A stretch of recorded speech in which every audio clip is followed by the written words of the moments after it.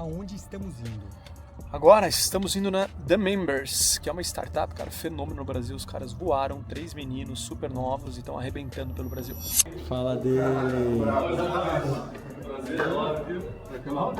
Bem-vindo demais. O pessoal, os closes ficavam aqui. O que aconteceu? O escritório tava ficando muito cheio e tal. E aí a gente até cresceu pra lá, ó. E aí a gente fez uma mudança. A gente organizou o time pra somente o pessoal do time comercial atuar aqui. Entendeu? Então a gente mandou uma parte dos outros times, conseguiu ter uma performance e um custo melhor no remoto. A gente consegue contratar mais aberto. Legal, você presencial só comercial. Só até o nosso sítio David também não tá mais. É só líder de marketing, líder comercial, time de venda. Então por aqui.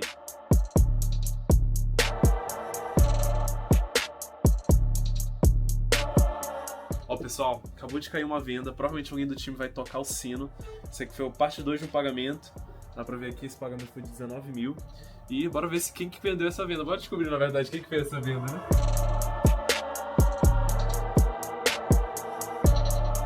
Quem foi? Quem foi?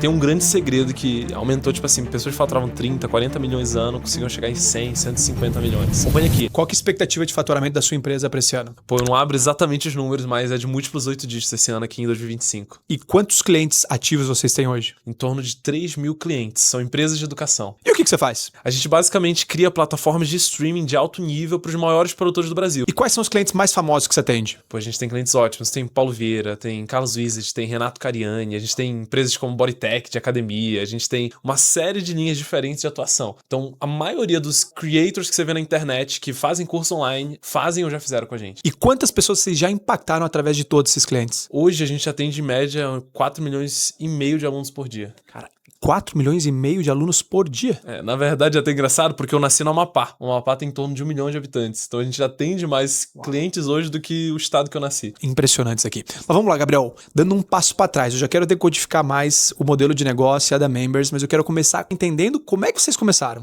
Essa é uma ótima história. Na verdade, a gente criou a The Members porque a gente queria criar uma empresa de educação. Na verdade, lá atrás, quando a gente estava iniciando a nossa operação, a gente era 2 jovens, um de 17 ou 18 anos, que tinha acabado de se mudar para São Paulo na cara e na coragem, sem saber o que ia fazer da vida. A gente literalmente veio aqui pra Barueri, que é uma cidade próxima de Alphaville, que a gente falou, cara, esse local deve estar cheio de gente inteligente, bora pra lá. Era essa a nossa perspectiva, né? E aí a gente veio aqui pra Barueri e a gente falou, o que a gente vai fazer da vida? Na época, a gente prestava serviço. Então a gente ajudava pessoas que estavam fazendo lançamentos, fazia tráfego pago, fazia alguns serviços do digital. A gente já tinha tentado empreender algumas vezes antes. A gente já tinha dado errado com algumas coisas antes, na verdade. A gente tinha tentado dropshipping. Desde os 15 anos, a gente já tava todo dia tentando acertar alguma coisa. E a gente trocou muito dinheiro. A gente faturava até bem, mas já não começava a ganhar. Tinha meses que ia bem, tinha meses que ia mal, mas a gente tava aprendendo muito. Então nessa época ali dos 16, 17, 18 anos de idade, a gente tava aprendendo bastante. E com 18 anos de idade, acompanhando um grande mentor pra gente, que era o Flávio, eu na verdade sou um grande fã do Flávio, porque eu sempre li os livros dele, o material que ele postava, geração, o GV lá de trás. Então a gente via que ele falava muito sobre negócios que tem equity. E ele definia bons negócios como um negócio que tem margem, escala e recorrência. E aí o que a gente percebeu? A gente precisa construir um negócio que tem equity, que nem o nosso mentor fala. Legal. Mas como que a gente vai fazer um produto digital? O que a gente sabia fazer era lançamento, era produto digital. Mas como que a gente vai colocar equity nessa receita? A gente tava pensando nisso já naquela época. E a primeira coisa que a gente pensou é... Peraí, mas curiosidade. Você pensou, como que eu vou colocar equity nessa receita? Porque um creator é muito a cara de uma pessoa e, consequentemente, não tem equity?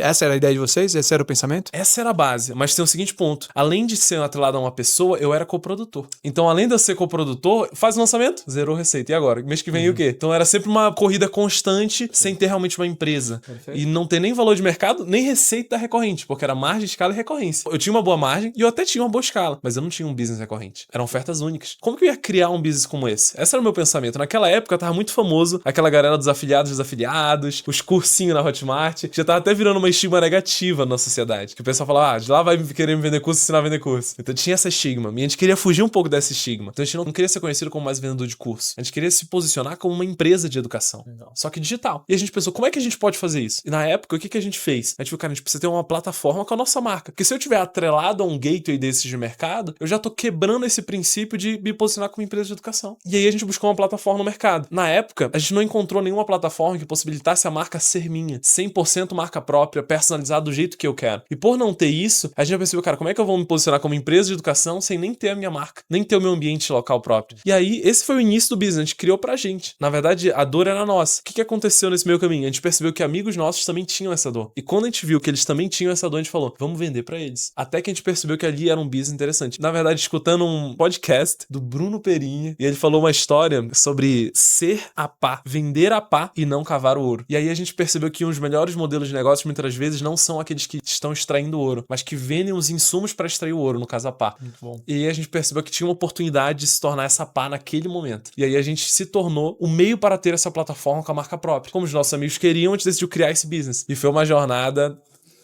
árdua pra chegar lá. Uma curiosidade, quantos anos você tinha quando você fundou a The Members? Cara, tinha 18 anos de idade. 18 anos. Quantos anos você tem Acabava de hoje? fazer. 22. 4 anos atrás, então. 4 aninhos, 2021. Aliás, agora a curiosidade, com quantos anos você fez seu primeiro milhão?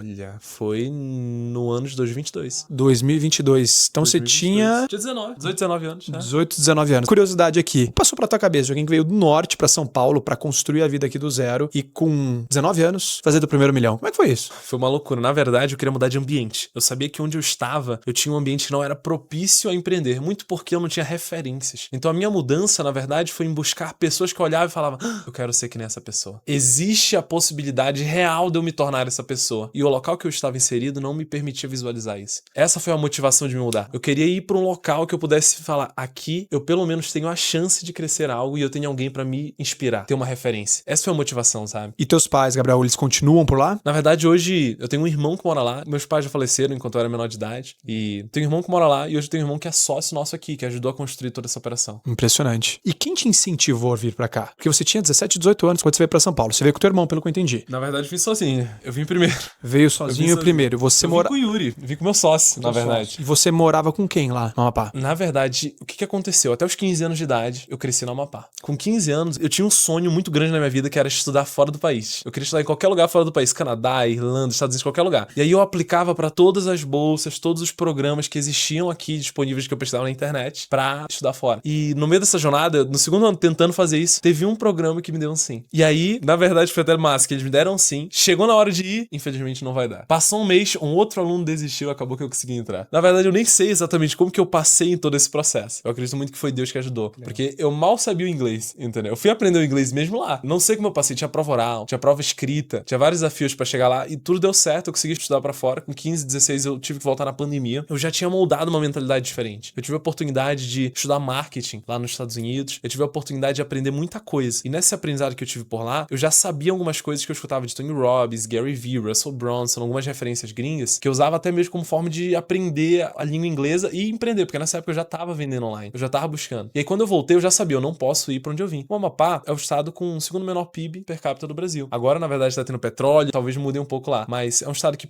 quase 30, 40% da população trabalha pro próprio estado. Então, é um estado que é pequeno, não tem estrada que acessa lá, é uma ilha, querendo ou não, meio que isolada em si. Então, ele não tem uma cultura tão desenvolvida pra esse meio de empreender. Não tem uma cultura tão bem desenvolvida nem pra startup. E aí, eu percebi que ali não ia ser o local que eu ia ter o potencial de crescimento que eu buscava. E aí, isso que fez essa movimentação. Quando eu voltei, eu já morava sozinho. Eu já conseguia morar sozinho. Eu voltei pra Belém. Depois eu fiquei um tempo no Amapá e aí eu já vim de vez pra São Paulo. Muito interessante. Parabéns pela tua história. Gabriel, falando em modelo de negócio, eu acredito que tem 7 P's que compõem o modelo de negócio. Primeiro é o problema, você já citou que você identificou uma oportunidade. Por trás de todo problema tem uma oportunidade. Agora o segundo P é o produto. Como que foi a construção da primeira versão da The Members? Isso foi em 2021. Como é que foi a construção desse primeiro produto? E também curiosidade, quanto que vocês investiram pra começar o negócio? Isso é massa demais, porque assim, tinha muito desafio financeiro pra começar isso daí. A gente tinha ali uns 30 mil reais pra conseguir fazer a operação acontecer, que era o dinheiro todo que a gente tinha pra alocar. Isso dividido em vários meses, em 8 meses de desenvolvimento. E, na verdade, a gente gente não tinha o dinheiro suficiente nesse período. Na verdade, não sabia como ia fazer. Nem sabia no que estava se metendo, pra ser bem sincero. A gente só tinha um objetivo claro. A gente quer ter uma plataforma pra gente. A gente quer ter uma plataforma pra gente operar. No meio desse caminho, no meio dessa jornada, a gente teve essa questão de perceber o problema que outras pessoas também queriam.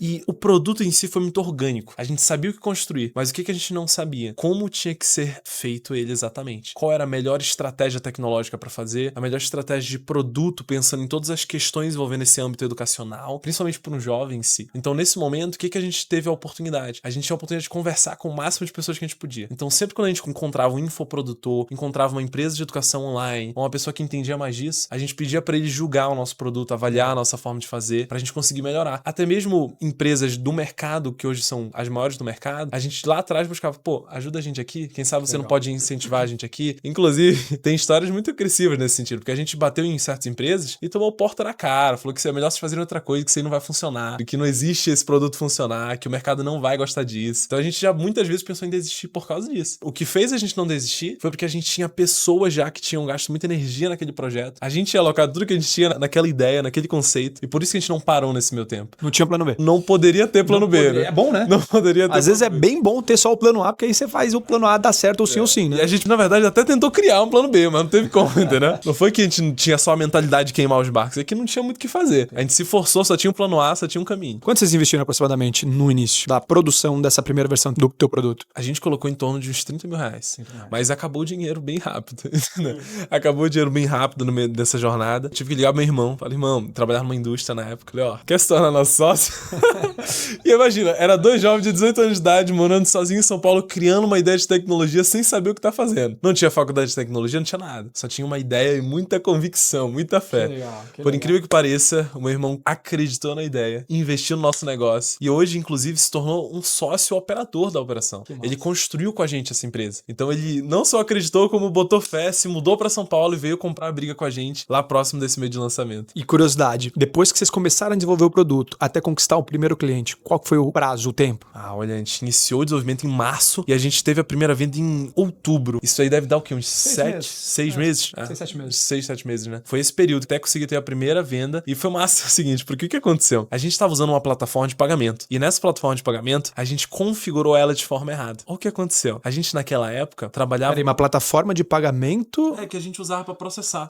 Tá, Então a gente processava nossas vendas em uma plataforma. E aí a gente configurou errado essa plataforma. O que aconteceu? Na hora de cobrar os clientes, recusou 100% das nossas vendas. E naquela época a gente fez teste gratuito com os clientes, coisa que era época bem do início. E aí quando foi cobrar esses clientes que a gente colocou, toda a receita da empresa, 100% recusado. E aí a gente ficou, e agora? Porque não era só uma questão de não faturou, era uma questão de como que vamos pagar todo mundo que a gente planejou. O dinheiro já tinha acabado. E aí, cara, foi uma briga enorme. Foi uma briga enorme interna de como que a gente vai resolver essa questão, como que a gente vai resolver esse problema. E aí, de novo, ligando meu irmão. Olha, é o seguinte, a gente tem muito dinheiro represado aqui, a gente vai ganhar esse dinheiro, é porque tá recusando no pagamento, pra explicar toda a situação. E aí a gente conseguiu que ele ajudasse a gente pra manter a empresa viva, porque senão ela não iria continuar. A gente não ia ter como bancar a operação continuando. E quem que foi esse primeiro cliente de vocês? Eu nem sei te responder, cara. Preciso buscar essa informação. Quem foi o primeiro Mas cliente? foi na internet, não foi um amigo? Foi internet.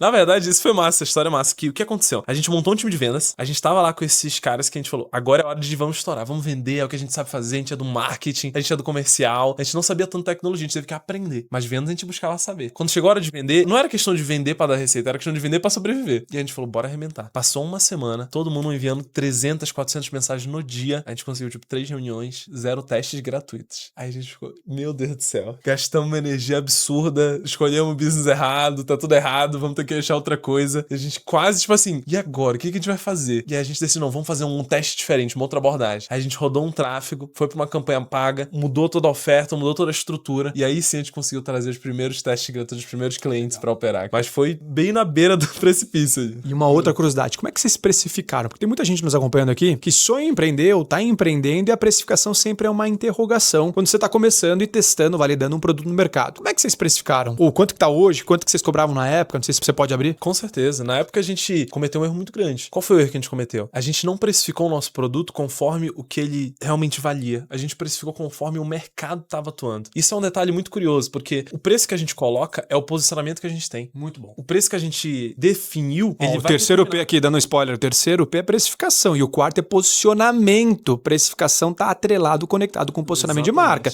Não adianta você botar um posicionamento segmento luxo e uma precificação mainstream, popular, né? A gente botou o preço mais baixo que a gente conseguia achar pra poder vender o mais rápido possível, porque a gente queria pagar as contas. Isso que a gente fez. E na verdade, quando a gente colocou o preço mais baixo, a gente percebeu que a gente vendeu menos. Olha que loucura. O posicionamento que a gente definiu, provavelmente definiu na cabeça do consumidor, falando, ó, eles provavelmente não são tão bons assim. Eles provavelmente não são os que vão resolver o meu problema. Eu não tenho a confiança de que vai resolver. Grandes empresas, muitas vezes, têm orçamentos que assustam. Então, às vezes, um cara olha, pô, o orçamento de marketing de uma grande empresa é muito alto, tá muito caro. Porque eles pagam não só pelo serviço bom, mas pelo risco de dar errado. Então, eles preferem pagar mais caro pra uma empresa que oferece o menor risco do que pagar mais barato, tentar uma economia e acabar errando algum detalhe. Então, essa precificação, ela não pode estar baseada somente no mercado em si. Ela tem que estar baseada no teu posicionamento, que entra na próxima camada. Então, o nosso preço na época era bem mais baixo e a gente percebeu que aquilo ali estava afastando o nosso crescimento. E a gente entregava o melhor serviço pelo menor preço. A gente jurava que ia ser a estratégia do sucesso. E, na verdade, era o inverso. A gente estava cometendo um crime contra nós mesmos. Porque quem oferece o melhor serviço pelo menor preço nem sempre ganha, como a lógica diz que poderia ganhar.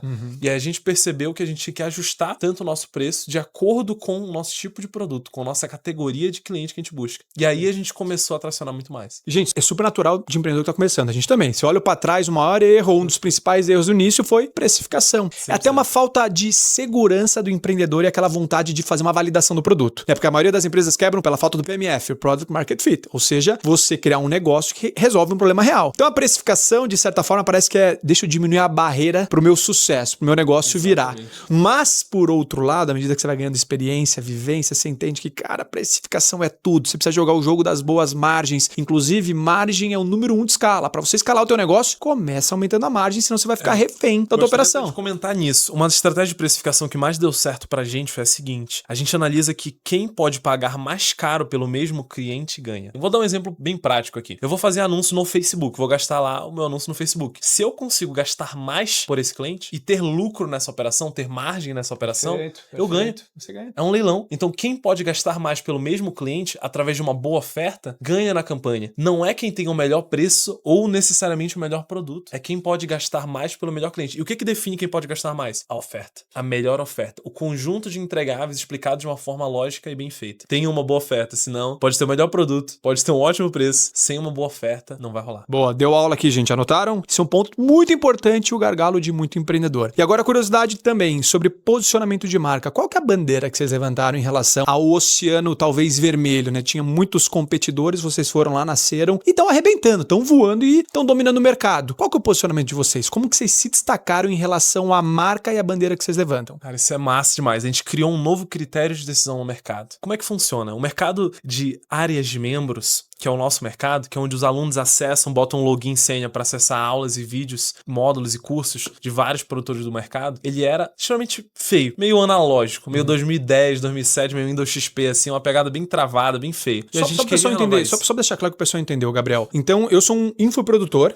eu sou uma autoridade na área médica, por exemplo, sou um cirurgião, dentista, enfim, e aí eu quero criar um curso. E aí eu gravo o curso, filmo tudo. É essas pessoas que a gente ajuda. E aí eu não tenho aonde hospedar, ou para melhorar a experiência, a gamificação pro meu aluno. Aí que eu chego em você. Aí que chega na gente. Perfeito. Porque a gente busca entregar a melhor experiência possível entre o aluno e o produtor digital. Excelente. É isso que a gente faz, essa é a conexão. Porém, o que acontece? Qual é o nosso posicionamento em cima disso? A gente mudou o critério de decisão. Naquela época, antes de 2020, a gente não tinha uma plataforma visualmente atraente. E a gente tem uma série de padrões que estão crescendo no padrão de consumo. O nosso padrão de consumo mudou bastante. Com rede social tipo TikTok, com a forma que, falando de uma forma neurológica até, a forma que a gente interage com o digital, a forma que a gente interage com rede social, com Netflix, com todos os conteúdos que a gente consome, já tinha mudado há um certo tempo. Mas o mundo de cursos não. E a gente queria fazer parte dessa mudança em si. Então a gente trouxe o conceito do Netflix style ali, do estilo Netflix, para os produtores digitais. Isso, na verdade, virou uma tendência. Uma tendência tão grande que agora a gente dificilmente vê outro formato. Esse foi o diferencial que a gente iniciou. E o que aconteceu? Não foi um diferencial que a gente popularizou como The Members só. A gente popularizou o conceito no mercado. Isso criou um critério de decisão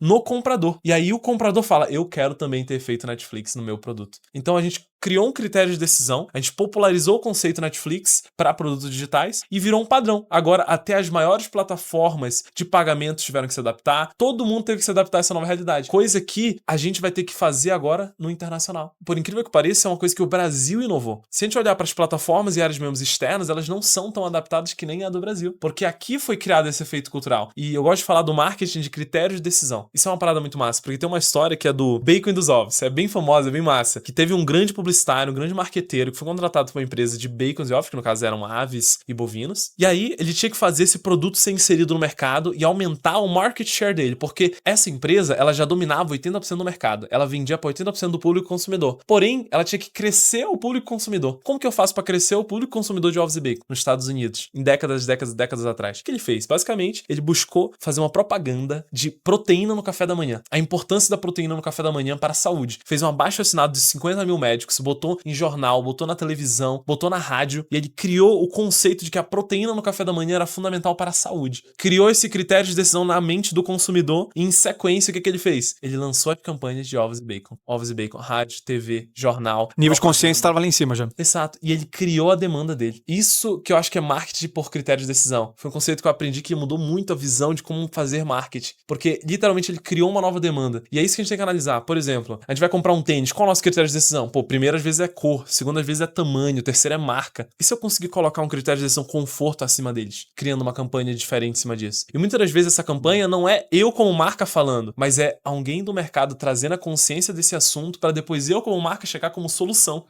pro problema que já existe. E se a gente for analisar de uma forma mais profunda, não vou entrar nisso, mas como que isso acontece na política, nos jornais, são as narrativas que são colocadas. Isso tudo entra. A gente literalmente muda o critério de decisão e isso determina em quem eu voto. Eu mudo o critério de decisão e isso determina em quem eu compro, em qual marca eu vou investir, em qual marca eu vou fazer. E o The Members nessa história? A The Members entrou nisso, porque o posicionamento que a gente formou iniciou trazendo um diferencial de mercado, que era o efeito Netflix para plataformas digitais. É o efeito Netflix. Esse foi o primeiro diferencial. Que legal. Depois do efeito Netflix, a gente foi pra comunidade e gamificação, uma camada mais de produto real que funciona, que é imbatível. Que legal. Que é ter uma comunidade ativa e uma gamificação. Depois disso, a gente trouxe aplicativo próprio, foi uma outra onda de diferencial que a gente trouxe e criou. Então, o nosso marketing sempre foi em cima de produto diferenciado. O nosso produto tem um argumento único que realmente bota ele como esse é o melhor do mercado, porque não existe uma outra solução que entregue. Ou se existe, ela é muito mais cara, ou não consegue entregar da mesma qualidade. Então, foi por produto mesmo. E, Gabriel, qual que foi o ponto de virada que você percebeu? Opa, aquilo que era algo eu e meu irmão, ou eu e meu irmão e o meu investidor, para algo que começou a crescer, começou a impactar e se tornar referência no Brasil. Massa, cara. No primeiro ano da nossa operação, a gente faturou quase 100 mil reais, que foi 2021. A gente lançou em outubro. Nesse meio tempo, a gente conseguiu chegar ali nos 100 mil reais de faturamento. E aí, no ano seguinte, a gente conseguiu ir para 1 milhão de reais. Só que a gente se sentiu totalmente travado. A gente não conseguia sair disso. A gente não conseguia crescer mais do que isso. E aí, o que aconteceu que deu essa virada pra gente? Foi quando a gente percebeu que a gente precisava de mais conexão ainda com o nosso cliente. O que a gente fez para virar o jogo do 1 para 10 milhões em um ano? A gente literalmente decidiu, ó, bota eu em call com o cliente. Eu quero estar cara a cara com o cliente para eu tentar entender o que ele quer comprar. Legal. O que eu posso mudar na minha oferta. A forma que eu vou fazer. Naquela época a gente vendia 100% digital. Eu não tinha tanta proximidade assim. E aí o que a gente fez? Era eu e o Yuri. Ele basicamente fez essa gestão de tráfego para trazer o cliente para uma reunião e eu fazer reunião. E ali eu descobri um mundo de coisas que eu ficava só supondo enquanto eu não tinha esse contato com o cliente. Ali eu descobri o que eu precisava crescer no meu produto. Ali eu descobri respostas que eu não sabia como fazer.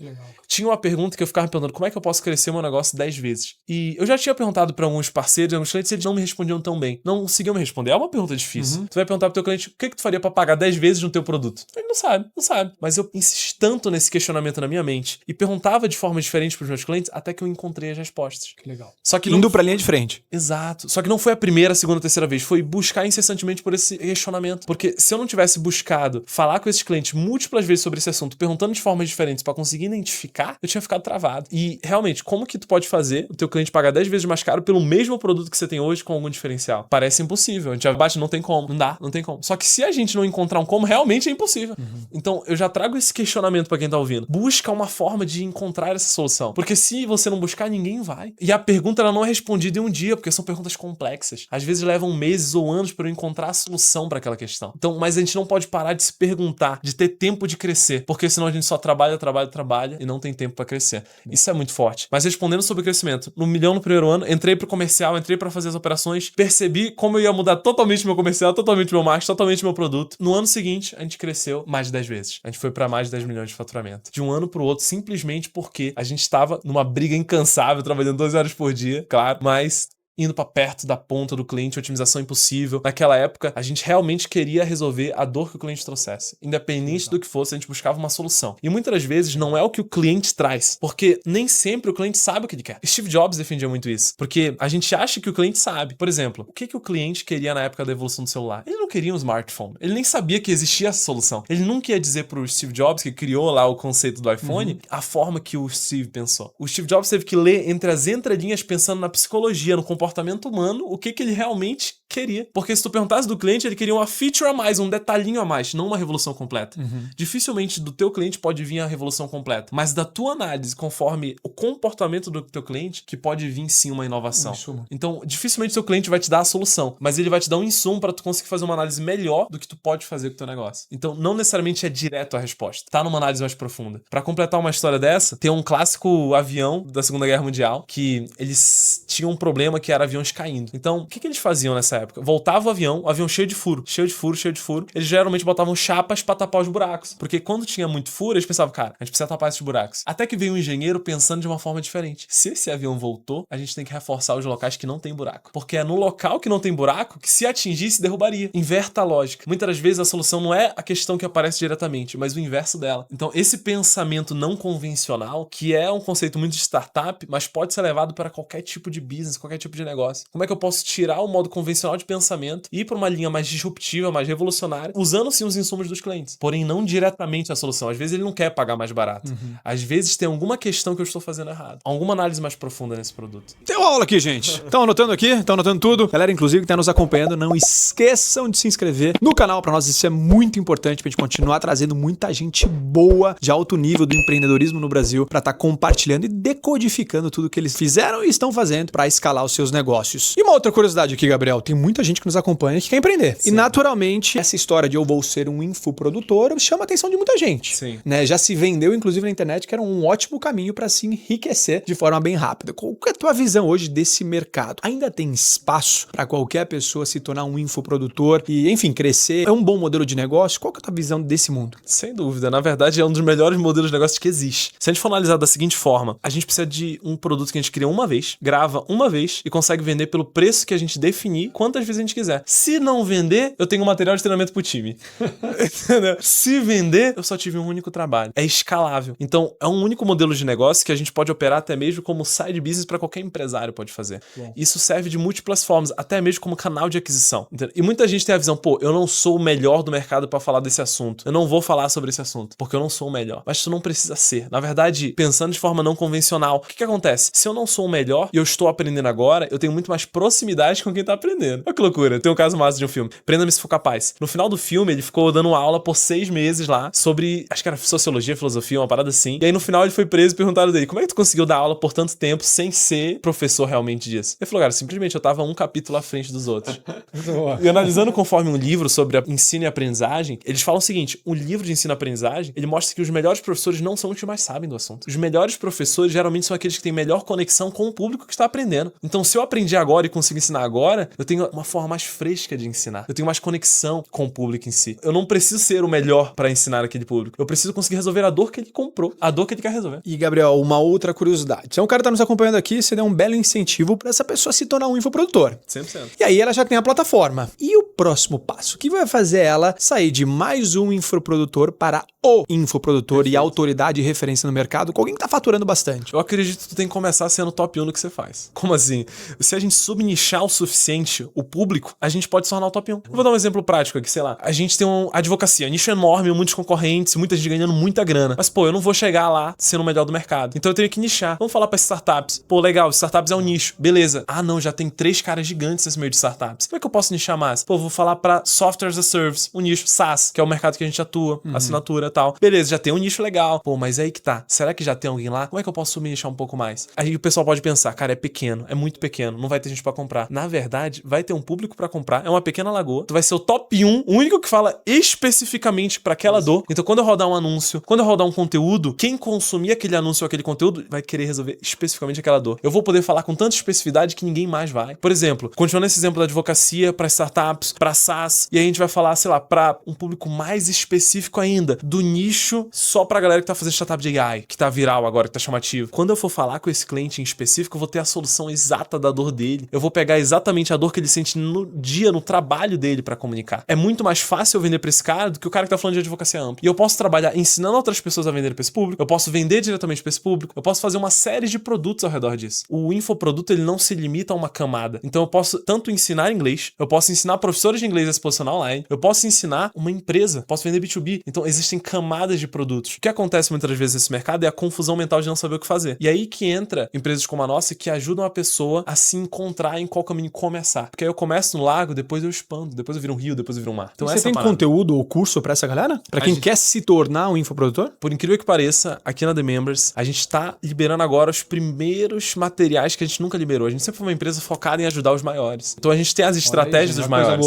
Mas a gente tá começando a liberar algumas mentorias específicas que a gente libera pro nosso pessoal, pra eles aprenderem algumas estratégias que ninguém faz realmente. Que é algo mais único, é algo mais fechado. Tem vários modelos de negócios incríveis dentro da educação que podem potencializar muito negócios que já existem ou indivíduos que querem trazer uma receita maior. Muito bom. E Gabriel, eu queria que você compartilhasse uma dica com o nosso pessoal aqui, com a nossa turma, que você geralmente compartilha só com os grandes que você acabou de falar, mas algo exclusivo pra eles, pra quem tá querendo ou está empreendendo como infoprodutor no digital. Cara, tem um grande segredo que aumentou, tipo assim, pessoas que faturavam 30, 40 milhões ano conseguiam chegar em 100, 150 milhões. Isso é algo bem complexo, algo difícil, mas pode ser explicado em menos de um minuto. Acompanha aqui. E antes dessa resposta mágica aqui do Gabriel, não deixe de comentar, não deixa de curtir, se inscrever e compartilhar com o seu amigo que também deseja empreender, que pra nós é muito importante. A gente tá aumentando os números aqui e impactando mais pessoas e levando o empreendedorismo pra todo o Brasilzão. Então, passo a passo é o seguinte, a gente tem o Education. Primeiro conceito pra quem não conhece a XP, vamos dar de exemplo de case aqui. A XP, ela começou a crescer quando o Benchimol começou a dar palestras e não tentar vender diretamente o investimento, mas mostrar como investir e as pessoas chegavam e perguntavam. Virou um canal orgânico de crescimento, de aquisição. Então, o que acontece? A gente pode montar um fluxo de educação que tenha um custo de aquisição zero, ou seja, eu vendo o produto, mas eu não preciso lucrar com ele. Ele é só um canal de aquisição pro meu outro business. Isso serve para qualquer coisa, até mesmo no B2B. E agora entrando numa outra estratégia bem específica, que se chama de licenciamento. Para quem tem produtos do digital, que quer crescer como se fosse uma franquia, a gente tem um sistema de licenciamento que é um caminho um pouco diferente, que é você vender como se fosse um modelo franquia, mas você não é franquia, você é contrato de licenciamento, mas você oferece os benefícios que o mundo das franquias podem dar. Como assim? Vou dar um exemplo prático. Tem alguns cases bem legais, por exemplo, na área da estética. Tem um cliente nosso da área da estética, que ele tem um clube de estética que as pessoas pagam caro para participar. Mas por que elas pagam tão caro para participar desse clube de estética? Porque ele já tem o CRM montado, toda a estrutura montada, os anúncios montados, toda a estrutura montada. Ele já tem desconto na compra dos materiais em grupo, porque é um grupo feito. É como se fosse um sistema de franquia. Tá tudo estruturado para operar um negócio, mas eu opero com a minha marca. E esse é um modelo que qualquer profissional específico de uma área pode oferecer como meio para ele comprar os meus produtos. Digamos, eu vendo agulha de acupuntura. Eu crio um sistema de licenciamento de acupuntura e eles compram de mim agulha de acupuntura. Ou para qualquer mercado em si. O sistema de licenciamento é lindo. Imagina para odonto, imagina para nutri, para qualquer área, qualquer mercado, principalmente de serviço, ele é extremamente encaixável, extremamente escalável. É como se fosse uma mistura de mentoria com franquia. Formou esse conceito que a gente costuma chamar de licenciamento. Um ecossistema maravilhoso, mais uma aula aqui. E Gabriel, indo pro final, algumas perguntas clássicas que a gente faz aqui no nosso canal, que eu queria fazer pra você. Tá preparado? Bora, com certeza. Bora, legal. Qual foi o melhor conselho que você recebeu na tua jornada empreendedora? Que pergunta boa, tá?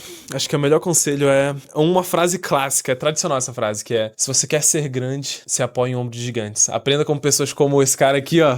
Tamo junto, tamo junto. Tem muito a ensinar Traction Club, Traction agora, que é locais onde tu tem acesso a pessoas que vão te expandir a tua mentalidade. Muitas das vezes não é só o conhecimento técnico ou o passo em si, mas eu estar num ambiente que eu posso ver alguém fazendo e eu falo, caraca, eu também posso realmente. Eu tenho que batalhar pra conseguir chegar lá. E por outro lado, o pior conselho que você recebeu na tua jornada empreendedora? Trabalhar duro que você chega lá. Por incrível que pareça, não é o trabalho duro que vence. É o trabalho inteligente. É muito mais uma questão sobre produtividade do que o trabalho duro. Se a gente for pegar exemplos, tem muita gente que realmente trabalha horas, quantidade, mas não consegue chegar lá porque não está atuando com alavancagem. O que faz uma pessoa crescer realmente é a alavancagem da atividade que ela realiza. O quanto eu posso impactar mais ações, coisas ou tarefas num curto espaço de tempo. Isso realmente mede uma produtividade. E não só a quantidade de horas que eu trabalho. Então inverta o conceito de horas trabalhadas para produtividade gerada. Isso é a base. Muito bom. Escala, escala, escala. Outra curiosidade, o maior erro que você cometeu na tua jornada empreendedora? Se for conseguir julgar especificamente o maior erro, foi investir em pessoas erradas. Investir em pessoas erradas. Porque quando eu aloquei meu tempo, energia, dinheiro em pessoas que não estavam alinhadas em princípios e valores especificamente, na verdade, pensa bem comigo, tá? Princípios e valores. Alinha princípios e valores. Ou seja, a pessoa tem uma certa semelhança em nível de princípios e valores. Porque isso pode custar muito caro, de diferentes formas. Formar uma liderança que gera um time inteiro com princípios desalinhados com a empresa. Então, quando a gente está crescendo, no caso, a nossa operação ainda é pequena, mas tem umas 80 pessoas. Porém, quando eu trago uma liderança que tem todo um time abaixo com princípios e valores diferentes, isso atrapalha muito o teu desenvolvimento. Então, se fosse pegar um dos principais erros que eu cometi na prática mesmo, tem dois. Investir em princípios e valores errados e não botar mais dinheiro em aprender a me desenvolver. Porque se eu não sei fazer algo, se eu não faço algo realmente, é porque eu não sei de verdade. Tudo começou quando eu investi 15 mil reais pra aprender algo em um evento presencial. 15 mil reais eu botei pra investir e era quase todo o dinheiro que eu tinha disponível ali pra botar, eu botei. Por quê? O vendedor me falou o seguinte, ele me perguntou, você sabe fazer 100 mil por mês? Eu falei, sei. Ah, então você já faz? Eu falei, não faço.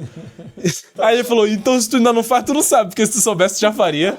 Ó, assassino, cara. E aí vem o seguinte ponto, se eu não faço algo realmente, é porque eu ainda não verdadeiramente aprendi a fazer. E se tem alguém que faz, ela pode ser que tenha algo a te ensinar. E quanto custa não saber fazer 100, 1 milhão, 10 milhões por mês? O custo do erro, o custo do aprendizado, o custo que a gente tem por não buscar saber mais. Então isso é base. Muito bom. Uma aula atrás de outra aula aqui, gente. Muito bom. E como é que Deus impacta nos seus negócios, Gabriel? Eu gosto da visão que Deus é 50% no sentido de os milagres em si. Eu acredito que milagre ele faz o impossível. Muitas das vezes, como empreendedor, eu tava em cenários que não tinha muito mais o que eu fazer. Não tinha muito mais cenário pra eu buscar, então eu pedi a Deus em si. Então eu vejo que foi fundamental. Eu acredito que eu não estaria aqui sem alguns milagres que Deus permitiu que acontecesse. Então, o empreendedor, a nível racional, ele acaba passando por riscos. E se ele não tem a fé pra lidar com esses riscos, fica muito mais desafiador a jornada. Então, não só como forma de crença em si, como fé, mas até como estratégia lógica, ter fé te ajuda. Então, Deus foi fundamental pra lidar com esse risco, pra lidar com os momentos onde não tinha mais nada pra fazer. E agora que a gente tá em momentos bons, crescendo em si mais, a gente tem a oportunidade de agradecer, porque a gente conseguiu chegar aqui. Então, não só é um método pra eu conseguir lidar com risco, mas é um método pra uma vida melhor. Então, Deus é fundamental pra mim. Muito bom, muito bom. Se você tivesse que recomeçar hoje do zero e faturar seu primeiro milhão em 12 meses, tua vida dependesse disso, o que você faria, por onde você começaria? Eu acredito que eu iria para um mercado hoje educacional, mais focado em high ticket, principalmente mentorias, talvez alguma coisa com licenciamento, e aí eu trabalharia, provavelmente uns 6 meses a gente já teria batido esse 1 milhão, e com certeza. Muito bom. E pra fechar, uma lição de vida que a escola não ensina. Que quem ganha não é quem estuda mais, é quem faz. Na escola a gente aprende que quem consegue passar numa prova, quem consegue se dedicar mais no estudo em si pode ganhar. Mas a vida te ensina que não é sobre o meu preparo si só, mas também a minha execução. É sobre execução, é sobre fazer. E quem não faz fica pra trás. Eu, na verdade, costumo dizer que tem muita gente que não precisa de mais um mentor. Precisa começar a fazer. Talvez o mentor sirva pra dar um negócio, bora fazer, tá na hora, executar, fazer acontecer, senão não vai pra frente. Muito bom, inclusive uma bandeira que eu levanto, impaciência com atitude e paciência com resultado. E não inverta essa ordem, porque muita gente é paciente demais com as suas atitudes, fica esperando alguma coisa acontecer, mas impaciente com o resultado, não tem lógica. A gente aprende fazendo, executando, né? As oportunidades só aparecem pra quem tá em movimento. Muito bom, Gabriel, quem tá nos acompanhando aqui é um empreendedor, é quem sonha em empreender, e eu queria que você desse um conselho final pra esse empreendedor que tá nos acompanhando. Que conselho que você daria para quem tá empreendendo? Bem simples, me inspirando aí no nosso querido Joel. Eu vou falar o clássico que ele faz, que é Deus, saúde, família, trabalho. Não inverta a ordem, siga o caminho, seja firme e não enche o saco, né? E não enche o saco. Gabriel, muito obrigado. Cara, baita participação aqui. Gabriel eu conheci, já tinha ouvido falar muito bem dele, conheci através do Traction Club como membro do Traction, baita profissional, baita pessoa e, cara, bonito demais acompanhar todo o teu crescimento, o barulho que vocês estão fazendo no Brasil, a referência e, cara, com 22 anos só? É só 22 anos e, cara, é só o começo. Eu não costumo muito olhar pra trás porque eu vejo que grandes referências olham pra frente e a gente tem muito a crescer e sempre apoiados em ombros gigantes aqui. Pô, parabéns pela humildade, parabéns pela garra, pela história que vocês estão construindo, é bonito de ver. E tamo junto, conta sempre comigo. Obrigado demais. Pessoal, não deixe de seguir Gabriel, vamos deixar aqui o Instagram do Gabriel, o meu vocês já conhecem. Valeu e até uma próxima.